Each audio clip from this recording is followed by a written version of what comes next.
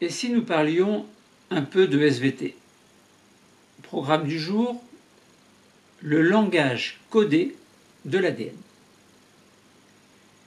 Dans un autre cours, nous avons vu de manière très simple, parce que là il s'agit de cours de seconde à partir de l'année 2019 suite à la réforme du lycée.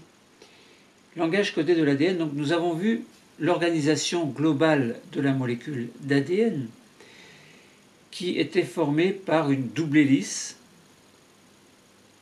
une séquence de nucléotides dans chacune des hélices, le rapprochement des nucléotides grâce à des liaisons hydrogènes vis-à-vis des nucléotides complémentaires AT d'une part, CG d'autre part.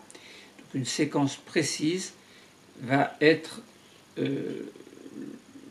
au niveau d'un gène le fait que cette séquence précise, en s'exprimant, va donner une protéine précise qui aura un rôle précis au niveau du métabolisme. Alors essayons ici de voir le langage codé de l'ADN. Qu'est-ce que ça veut dire, langage codé de l'ADN? Parce que si on réfléchit bien, on a une molécule qui est un polynucléotide, c'est une grande molécule constituée par un enchaînement de nucléotides, donc c'est pour ça qu'on parle de polynucléotides. Donc un enchaînement précis, une séquence de nucléotides, et cette séquence de nucléotides va pouvoir, en s'exprimant, grâce à un langage codé justement, permettre la biosynthèse, la synthèse d'une protéine, qui est un ensemble d'acides aminés. Et la protéine aura une fonction précise, comme par exemple les protéines enzymatiques, qui peuvent avoir un rôle dans la digestion ou ailleurs. L'ADN, donc, très longue molécule, double séquence de nucléotides, donc double hélice. C'est un support de l'information génétique et cela est une réalité, même si ce n'est pas toujours évident à se l'imaginer. Pourquoi est-ce que l'on parle d'information lorsque l'on parle d'un gène? On dit un gène est une information qui va donner un caractère. Qui va donner un caractère, c'est une manière un peu simpliste de définir un gène. On pourrait plutôt dire qu'un gène, l'expression d'un gène, va donner quelque chose de concret qui va pouvoir jouer un rôle dans l'organisme, notamment au sein des réactions chimiques, c'est-à-dire au sein du métabolisme. Une réaction du métabolisme peut avoir besoin d'un apport extérieur pour que la réaction puisse se faire. Eh bien, cet apport extérieur peut être fourni par une enzyme qui est l'expression d'un gène. Une enzyme, c'est ce que l'on appelle un phénotype moléculaire. Donc, on a 23 paires de chromosomes, on a de très nombreux gènes au sein de ces chromosomes, sachant qu'un gène peut avoir différents allèles, donc différentes versions de ce même gène. Donc, le nombre d'informations est immense. Quand on regarde un être humain, un chien, un chat, n'importe quel être vivant, il est le produit de l'expression de cet ensemble de gènes. Donc pour donner un organisme entier, il faut que l'ensemble de ces informations déjà soit possible et il faut qu'il y ait une parfaite coordination au niveau des informations. Alors, un exemple de caractère héréditaire spécifique sera la bioluminescence que l'on peut étudier chez une méduse. Alors on pourrait faire dans une autre expérience une transgénèse d'un gène particulier, un gène qui doit permettre la bioluminescence. Eh bien, le fait de transférer ce gène par transgénèse donne ce que l'on appelle un OGM, organisme génétiquement modifié, qui acquiert la propriété de bioluminescence. Donc c'est une preuve que déjà que l'ADN, donc les gènes peuvent être transférés d'un être vivant à l'autre, et on pourrait même montrer le caractère universel de cette information génétique, c'est-à-dire que le langage de l'ADN est le même, quels que soient les êtres vivants, animaux ou végétaux, flore ou faune ou autres. Alors, certaines méduses, Aequorea victoria, produisent une protéine qui, après avoir été excitée par de la lumière bleue, émet une lumière verte. Alors, cette protéine, on l'a appelée GFP pour Green Fluorescent Protein. GFP. Green, ça veut dire vert. Donc une protéine qui peut avoir la capacité de devenir verte à condition qu'elle soit éclairée par de la lumière bleue. Alors évidemment, tout à l'heure, je vous ai dit transgénèse, on peut faire la transgénèse alors à des bactéries, à du maïs, à une souris même. On peut même obtenir réellement une souris verte. Eh bien, ça veut dire simplement que le gène peut être transféré d'un être vivant à un autre, sous-entendant que le caractère est universel. J'en ai parlé, bon, je tourne un petit peu en rond là.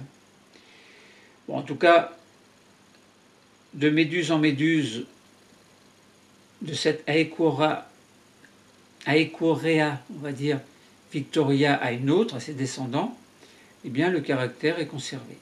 Donc on a bien là un caractère héréditaire d'une génération à une autre. Alors, une expérience qui révèle le rôle du gène, expérience que l'on peut faire chez une souris transgénique, comme je vous ai dit tout à l'heure, on transfère le gène de la protéine GFP. On peut l'appeler le gène GFP. Donc ça veut dire que la souris, elle a un programme génétique également, et que si l'on transfère dans cet ADN, dans ce programme, en fait, une petite séquence, donc la séquence correspondant à la séquence du gène GFP, eh bien, la souris, alors il faut transférer dans une cellule, dans la cellule œuf. On ne transfère pas une souris qui est déjà adulte, ou qui vient de naître, ou même qui est embryon ou fœtus. Il faut que ce soit fait dans la cellule originelle. Il faut que ce gène soit transféré dès le départ, avant que la cellule ne commence sa division. Sinon, on peut le faire sur une cellule éventuellement, mais une seule cellule serait bioluminescente. Donc on a des chercheurs donc, ont pu isoler un fragment d'ADN de la méduse, de ce gène en fait, et l'ont injecté dans des bactéries auparavant, avant de le faire sur des souris. Ça marchait très bien, les bactéries ont bien intégré le gène et les bactéries étaient fluorescentes à condition que de la lumière bleue soit, les éclaire. Et bien là, au niveau de la souris, c'était pareil, dans la cellule œuf, et ils ont constaté que les cellules pouvaient produire la protéine GFP, sous-entendu que le gène pouvait s'exprimer. Alors, on peut voir à travers cette expérience, par exemple, et c'est ce qui est proposé, un intérêt médical.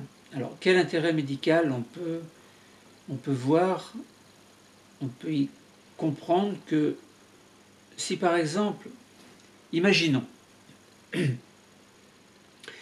on veut repérer une cellule cancéreuse. Alors on pourrait, par exemple, imaginons dans une cellule une souris. Une souris, elle a un cancer. Imaginons que la souris est verte dans son intégralité parce qu'on a introduit le gène GFP. Donc chaque cellule exprime son gène GFP et toutes les cellules de ce fait-là vont pouvoir être vertes, éclairées sous lumière bleue.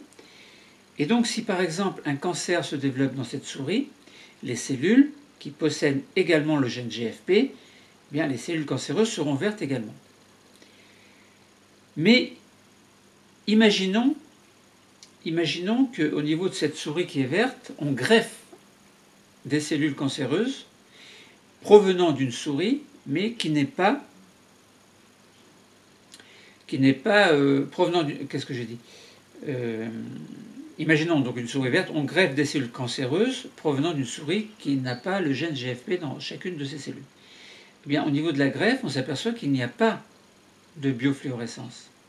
Donc on peut suivre les cellules, donc la petite tumeur maligne que la cellule a intégrée dans son organisme, et le développement du cancer, de la tumeur, fait que les cellules cancéreuses, sont la preuve que les cellules cancéreuses continuent à se multiplier. Mais là, c'est pas très intéressant parce qu'on s'aperçoit simplement qu'il n'y a pas de biofluorescence sur les cellules qui ont été greffées, et c'est normal, puisque ces cellules ne contiennent pas le gène GFP. Maintenant, imaginons qu'on ait une souris normale et que l'on fasse l'inverse. Alors, souris normale, c'est-à-dire qu'il ne contient pas le gène GFP dans chacune de ces cellules. Enfin, la souris qui, dans chacune de ces cellules, ne contient pas le gène GFP. Imaginons qu'une cellule cancéreuse se développe, se forme. On ne peut pas la repérer. Mais si pour une raison ou pour une autre, on arrivait, c'est d'une façon ou d'une autre plutôt, on arrivait dans cette cellule cancéreuse à introduire le gène GFP, alors non seulement on pourrait suivre l'évolution de cette cellule, c'est-à-dire la suite des divisions cellulaires qu'elle ferait, et comme l'information génétique se transmet de manière héréditaire, on pourrait suivre l'ensemble des cellules qui formeraient une tumeur. Pourquoi ? Parce que, éclairée avec de la lumière bleue, cette tumeur deviendrait verte. Et là, on pourrait localiser précisément le cancer. Seulement, et puis l'éradiquer éventuellement, en enlevant la partie tumorale. Seulement, on ne peut pas localiser dans un organisme une seule cellule qui est cancéreuse. Par contre, on peut localiser une petite tumeur, une cellule une souris qui a commencé à développer une tumeur, et donc on peut raisonner au-delà, chez l'être humain, et dire, eh bien, si un cancer, on détecte un cancer à tel ou tel endroit, eh bien, on injecte éventuellement dans une cellule ou plusieurs le gène GFP, alors on pourrait suivre l'évolution de la tumeur. Bon. Application thérapeutique, c'est pas évident, c'est pas simple, mais il y a une belle base de réflexion et je vous invite à y réfléchir et à proposer vos idées. Donc une séquence de la molécule d'ADN, pour revenir à la structure, est une séquence bien précise. Alors, séquence parmi les 4 nucléotides, on peut avoir, alors je donne par exemple une séquence précise, GCAA, GCAAA, GA, etc., etc. Et on s'aperçoit qu'il y a des dizaines et des dizaines et des dizaines, voire des centaines de nucléotides constituant un gène. Bon, il y a des gènes qui sont plus petits que ça, évidemment. Bon, il n'y a pas que des grands gènes. Bon. Mais concernant la protéine GFP, il y a, alors j'ai pas compté, mais il y en a beaucoup. Bon, voilà ce que l'on pouvait dire sur un exemple de caractère héréditaire qui était la bioluminescence. À partir de l'état normal dans une méduse, on a pu extraire le gène, l'insérer dans une bactérie. La bactérie a acquis le caractère de bioluminescence. On a fait la même chose chez une souris.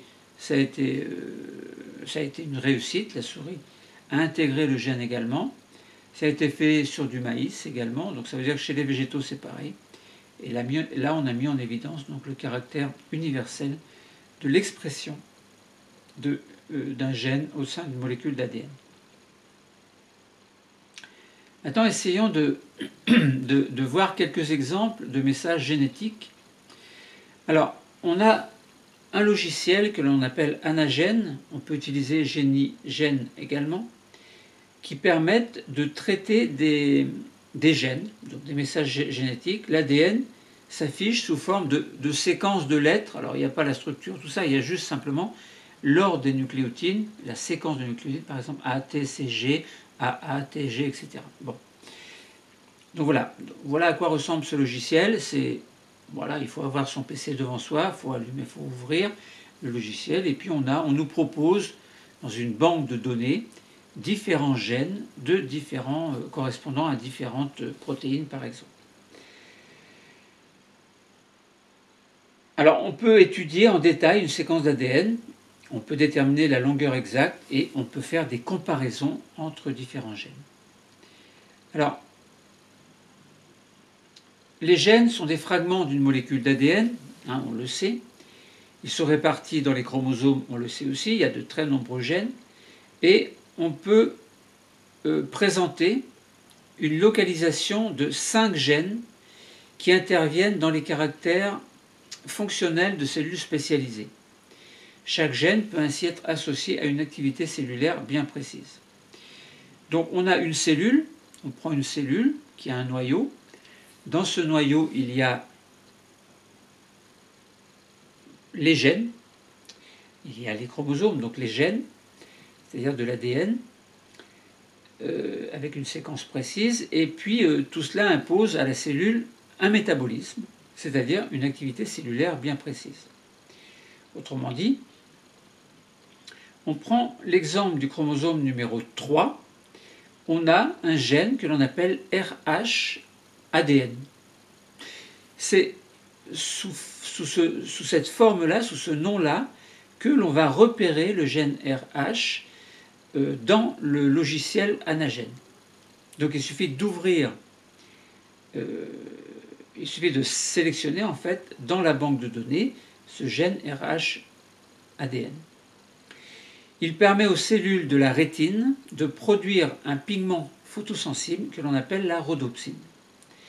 Alors on sait que au niveau des yeux, il y a des cellules photosensibles, des cônes, des bâtonnets, et qu'à l'intérieur, il y a des pigments. Donc cônes bâtonnets ne sont pas des pigments, attention, ce sont des cellules, j'ai bien dit cellules. Bon, ce sont des cellules photosensibles cônes bâtonnets. Alors attention, cônes bâtonnets, il n'y a que les cônes qui captent la lumière. Alors, il y a 4 types de cônes. Donc les cônes, 3 types de cônes, pardon, ils captent la lumière, alors bleue, rouge, verte, et les bâtonnets, eux, ont un autre rôle concernant la sensibilité à la lumière. Bon, bref, à l'intérieur donc de certaines de ces cellules, qui constituent la rétine en fait, il y a un pigment photosensible que l'on appelle la rhodopsine. Donc sur le chromosome numéro 3. Ensuite, sur le chromosome numéro 11, on peut, grâce à un gène, étudier le gène que l'on appelle HB-ADN. Il permet aux cellules sanguines de produire une globine que l'on appelle la bêta-globine. Alors rappelons que l'hémoglobine est une molécule qui sert à transporter le dioxygène dans les globules rouges, ces globules rouges étant intégrés dans le réseau sanguin. Sur ce même chromosome 11, il y a ce que l'on appelle TIR-ADN, qui est un gène utilisé par des cellules de la peau pour fabriquer une enzyme qui sera la tyrosinase. Et la tyrosinase est responsable d'une pigmentation, donc de la pigmentation. Donc du fait qu'elle va faire en sorte qu'un substrat soit transformé en produit, et sous l'action de cette tyrosinase, eh bien, la pigmentation de la peau sera possible car il y aura production d'un produit spécial. Sur le chromosome numéro 17, on a un autre gène que l'on appelle GH-ADN. Donc pareil, on l'ouvre avec Anagène pour l'étudier. Et donc ce gène gouverne la synthèse d'une hormone de croissance par les cellules de l'hypophyse. Donc l'hypophyse, c'est une petite glande qui est située sous l'hypothalamus, quelque part dans le cerveau. Ensuite, on a sur le chromosome numéro 9 un gène GPEA-ADN, qui est un gène qui détermine le groupe sanguin des globules rouges. Donc vous voyez que là, on a pris 4 exemples de chromosomes différents qui possèdent certains gènes précis qui sont localisés précisément sur ces gènes. Par exemple, le gène GH sur le chromosome 17 ne se retrouve pas dans le chromosome numéro 9. Chaque gène, chaque allèle de ce gène se trouve sur un chromosome et donc sur une paire de chromosomes bien précis. Donc on peut afficher un fragment d'allèle de chacun des 5 gènes. Une seule chaîne d'ADN peut être représentée pourquoi ? Parce que sur un gène, on a dit on peut présenter une séquence d'ADN. Mais lorsqu'on présente la séquence, on ne présente la séquence que d'un brin, puisqu'un brin est complémentaire de l'autre brin. Les 2 brins sont complémentaires du fait que adénine et thymine sont complémentaires, c'est-à-dire se lient entre elles par des liaisons hydrogènes, et que C et G sont complémentaires, c'est-à-dire se lient également par des liaisons hydrogènes. Bon, donc on prend un seul brin et on peut l'afficher sur le logiciel Anagène. Et puis on s'amuse à regarder, à comparer les gènes entre eux. Et si on regarde bien, on s'aperçoit que aucun des 5 gènes n'a la même séquence. Et si on prend n'importe quel allèle de chacun des 5 gènes, les allèles, alors 2 allèles entre eux, 2 allèles du même gène différents, qui diffèrent un petit peu par quelques nucléotides ou un seul, bien sûr on verra que globalement la séquence est la même. Mais si on prend un allèle parmi les 2 brins et qu'on compare cet allèle avec d'autres allèles des autres gènes, la séquence n'est pas du tout la même. Bon. Alors en théorie, parce que si on parlait des familles de gènes, là c'est autre chose. D'ailleurs ça sert à quelques études concernant l'évolution des êtres vivants pour faire des rapprochements phylogénétiques lorsque l'on fait une classification des êtres vivants. Mais ça c'est un autre domaine d'étude.